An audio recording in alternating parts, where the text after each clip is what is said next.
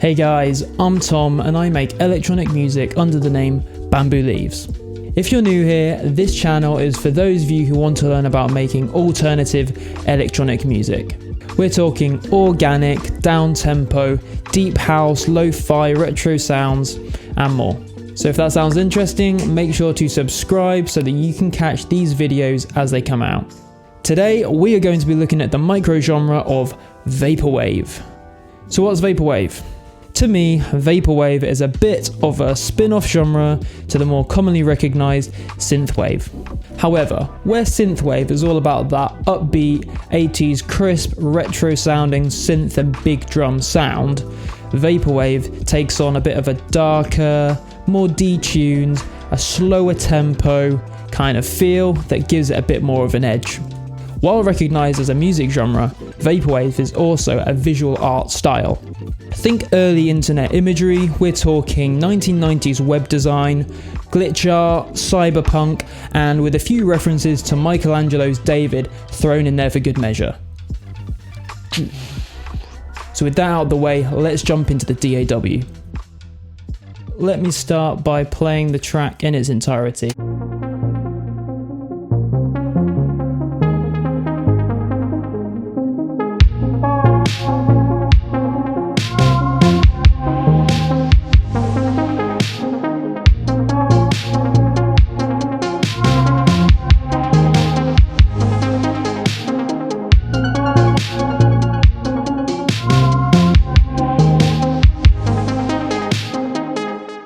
Let's start at the top and work our way down. First up, we've got the main driving arpeggiated synth. It sounds a little bit like this.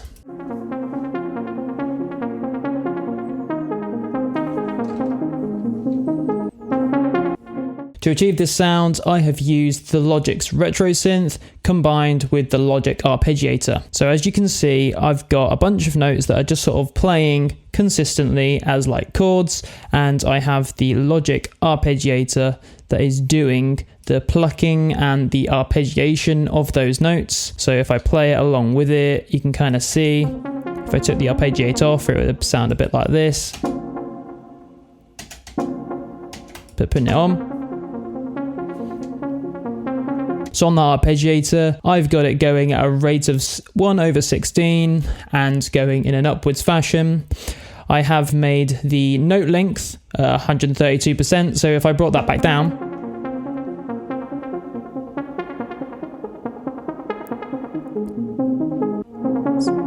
so I wanted them to be longer notes and I didn't want it to sort of die off quickly. An interesting thing I have done is I've randomized the velocity of the notes. If I take off all of the processing and just have the synth and the arpeggiator, we'll be able to hear the effect a bit more clearly.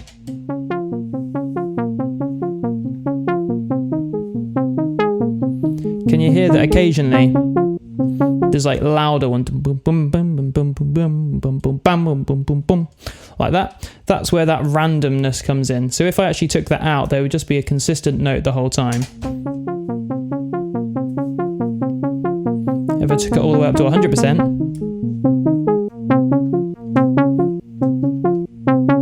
kind of like you get all these kind of harsher notes, the softer notes, and that kind of keeps it interesting, and it kind of gives a little bit of a human feel, and it kind of gives it a bit more of a less perfect feel. Something I'm getting from the Vaporwave genre is sort of imperfections. So I had that set to about 70 or something like that. So for the actual synth, I just loaded up the Retro Synth in Logic. I have the default patch, and then I have set it so that I have a sawtooth wave and a triangle wave for the oscillators. I'm a bit further towards the sawtooth wave in the mix over here. I've got the filter that's kind of brought down with the resonance boosted a little bit, and the filter end is kind of opening up quite quickly but not instantly, and then it's decaying, so it has a bit of like a pluck sound to it. Kind of boom boom boom pluck. That's also mirrored with the amp envelope, so it's just a quick attack and it just decays, goes dum dum dum. An extra thing I've got on here is on the notes I have introduced a vibrato effect. So to achieve that, I've got this vibrato wheel and I've pulled it down, so if it's left all the way at the top, which it will be by default, But if I then bring it down, can you hear that vibrato coming in? So I left it at about this position, and you can also influence the amount of vibrato, so the depth of that vibrato with this over here. So I could have it as going none, or I can have it as going to 5.5 semitones, all the way up to ridiculous. Bring that back down. Something a bit more sort of natural sounding, and a kind of a bit more of a detuned, edgier effect has been brought in there. Moving on to the processing, I've got a EQ where I'm taking out some of the lows and the high ends. I've introduced a tremolo. So the tremolo, by default, it will shift the sound to the left and the right rather than it being tremoloed synchronized. It will bring it so that it pushes the sound to the left and the right. So if you listen now, if you've got headphones on, you'll hear that darting across like this. So the notes. Okay, so I wanted it to be a bit like wavy, and I want to moving around and kind of a bit hypnotic effect to it. Next on there, I've got a echo. So I'm just doing some delay. You can see I got 16th dotted, so it sounds like this now.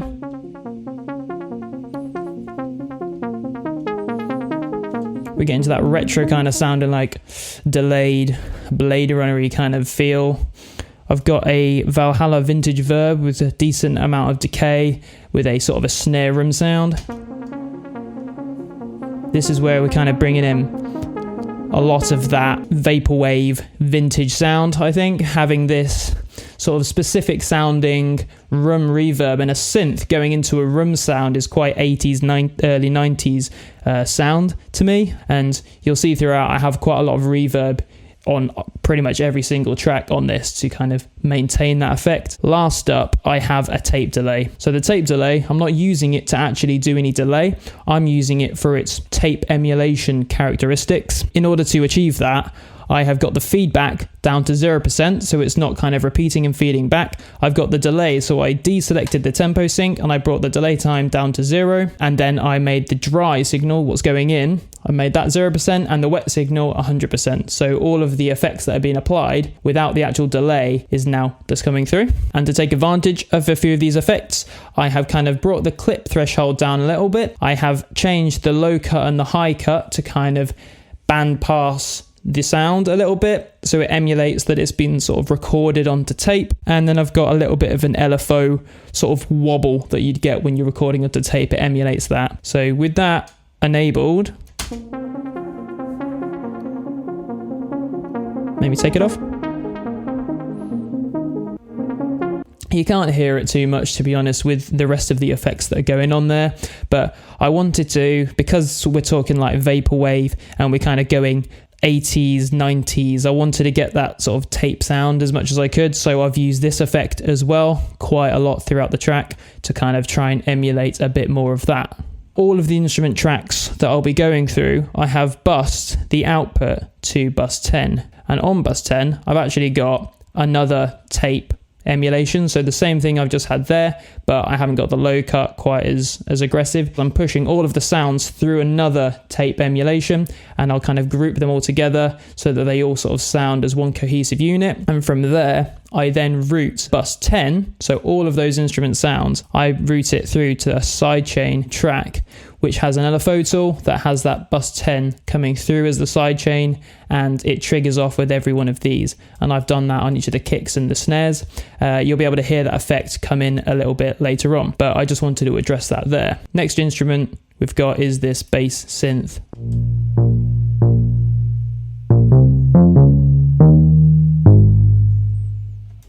Cool, so like a boomy, plucky, reverberant sounding retro bass synth. I have used the Logic's retro synth, so I've got a sawtooth wave and a square wave with the pulse width pushed up a little bit, an even mix between the two, a bit of a boost on the filter, and the filter envelope is kind of mirroring the amp envelope, and it's just plucking, so it's like do do,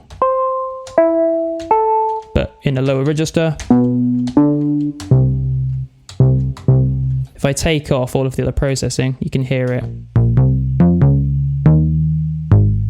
In settings down in the bottom right, I've also made sure that the stereo spread is down to 0. So by default, it's up to 1, which kind of means it spreads the sound out here, and I bring it down to 0, it brings it to the mono, and that's generally a good sort of practice, is to have your bass sounds and your sub sounds in the mono and have your sort of your mids and highs spread out across the stereo field. So processing on that one, I have got a high pass and taking out some of the subs. I have included an overdrive. So the overdrive kind of gives a bit more crunch and grit, and it seems to bring out the low ends a little bit. So I'll play it without it, and then I'll play it with it. So without it, it sounds like this. And if I bring it in,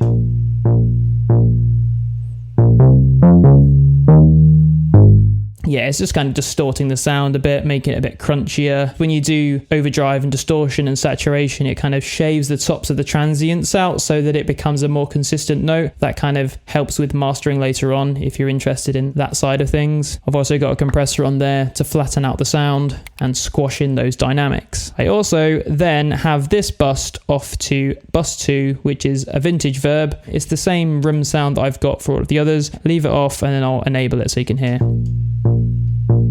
Now I'll enable it. Yeah, so it widens the sound a little bit and it gives it that roomy, boomy feel. Next up, I've got this lead synth.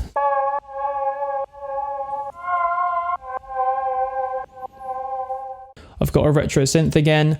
I did use a preset which is called Hyper Lead, and I changed a few of the parameters. The filter envelope, I changed it to this shape. I can't remember what it was before. I think I pushed up the resonance a little bit on the filter, and I did make sure to do the sort of vibrato trick again. So I brought this wheel down so it had a bit of vibrato into it, and I made sure that there was vibrato depth as well. So it's kind of got that detuned wavy feel. I also pushed these cents up. The oscillator 2 is incremented by 11 cents, so it doesn't sort of play the exact same note. It kind of pushes it slightly off and it gives it a bit more of a wavy, detuned vaporwave feel. On that, I've also put on an EQ, just cutting out a lot of the lows, and again I've got the tremolo that will push it to the left and the right at a slower speed. I've also got it going to a vintage verb, so that bus as well. So without those effects, it sounds like this. And with all of them, it sounds like this.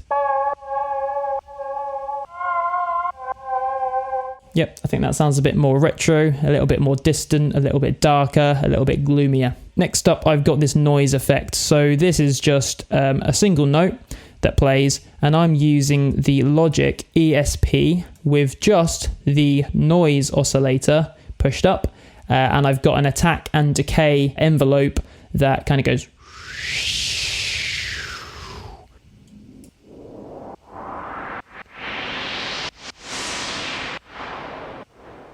Yeah, I've just got that for a bit of sort of adding to the frequency spectrum, keeping things interesting. And then the last synth that I've got comes in right at the end, and I've called it a sparkle synth. So let's have a listen to that now. That has a bit of a retro 80s feel to me. The notes look like this. So it's just playing, I go dun dun dun dun. I've got the same synth as I did for the original ARP, so it's just kind of got a filter that's kind of plucky, but it doesn't pluck instantly. It opens, goes wham wham wham wham kind of sound, but I have played it in a higher register as opposed to the first ones, which sort of are in a lower register, and this one's in a higher register.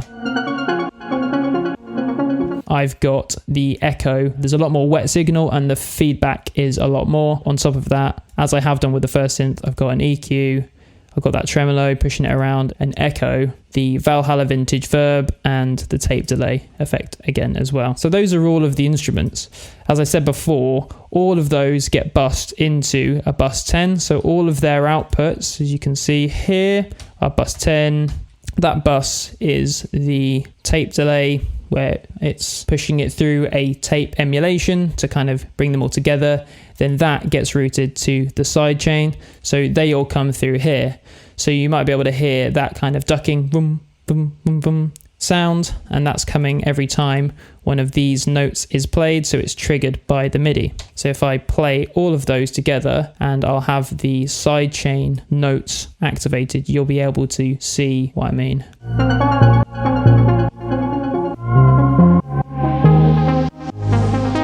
Okay, so that's ducking every time one of these MIDI notes plays. Before we move on, I want to address some automation that I've put onto some of these synths. On the arpeggiated synth, the first synth, I have increased the cutoff envelope amount. I sort of change the amount at which the envelope will be affecting the sound. If it has a low number, it will only affect the sound a small amount. If there's a large number, the envelope will kind of more drastically affect the sound. If I actually solo the sound and you can see the automation, you'll see what I mean on its own. So that's what I've got going on in there. And also on the bass synth, I've got the cutoff frequency automating about as well. So if I play that on its own and I bring up the retro synth, you should be able to see the cutoff moving about.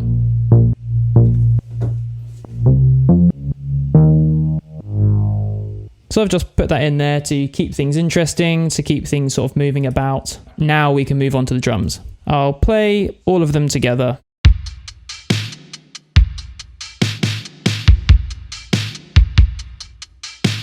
So we'll start off with the kick. Dragged a kick sample into the quick sampler in Logic. I've done that so that I could manipulate the start and end points a little bit. So the kick looks a bit like that.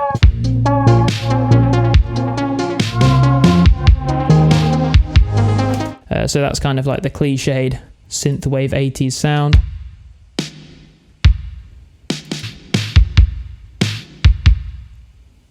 The sample was from a Lin Drum vintage drum machine pack that I got, and that's kind of fits in with that 80s era of electric drum machines.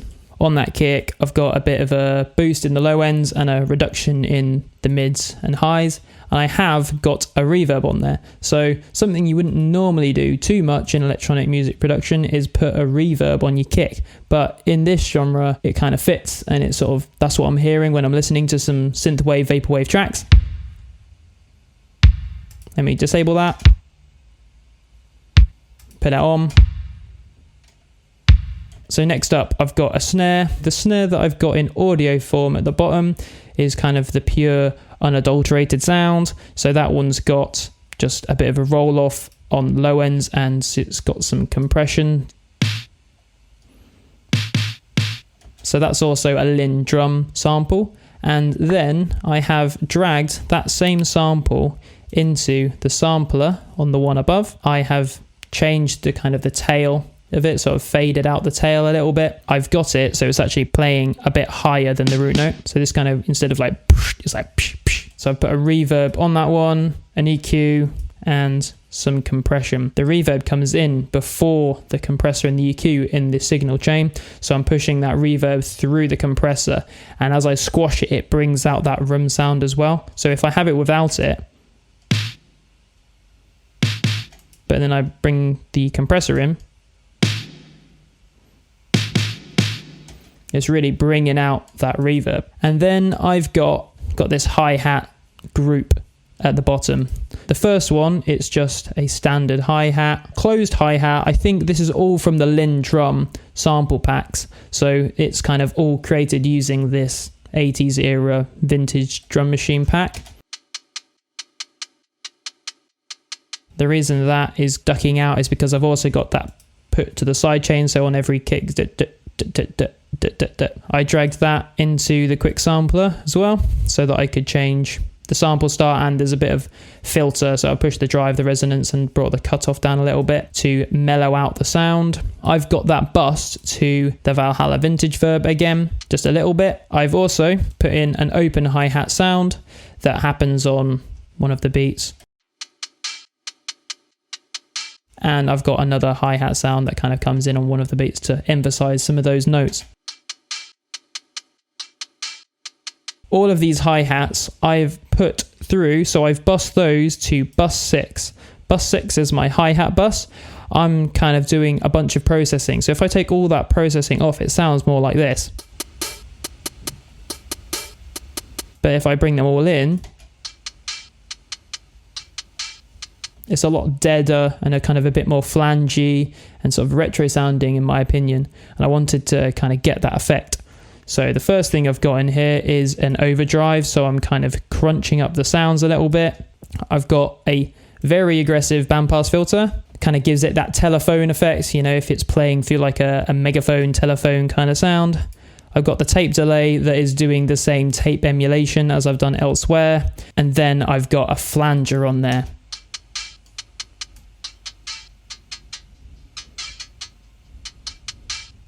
So just a little bit of flange, just a little bit of that mixed in there. The output of that hi-hat bus is bus to bus 10, which is that sidechain. So that's where you're getting the ducking every time it hits the kick or the snare. If I play it now that you know what each of those things are doing.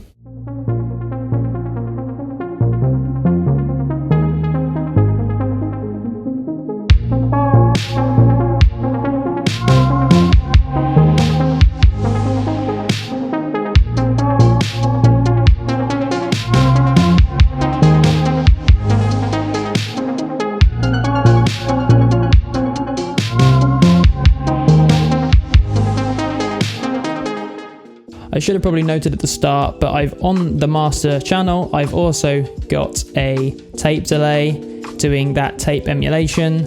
I've got a compressor I've got a platinum analog tape preset I put on there. It kind of pushes it through and it gives it a bit more of that tape compression. And I just put a limiter on there. I'm not even increasing the gain. I just didn't want anything to go over 0 decibels. Great stuff. Thank you for sticking it out to the end. If you enjoyed this video, make sure to like for that YouTube algorithm and subscribe to this channel so you can catch more videos just like this as I post them. If you've got any questions about any of that, leave them down in the comments and I'll get around to answering them, and I can provide more details if that's what you need.